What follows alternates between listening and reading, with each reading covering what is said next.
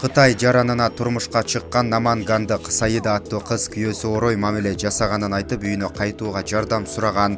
19 февралда ал Өзбекстандын Кытайдагы элчилигинин жардамы менен мекенине кайткан. Өзбек консулу Бабур Якиевдин айтымында Саида учурда үйүндө.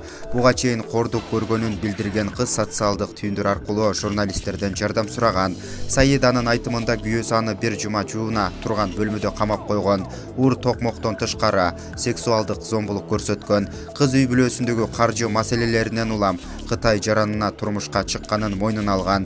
Күйөөсү нике агенттигинин жардамы менен тапкан. Саиданын окуясы социалдык түйүндөрдө кызуу талкуу жаратууда. Маалыматтарга караганда, Кытайдагы Өзбекстан элчилиги кызды издеп таап коргоп калган.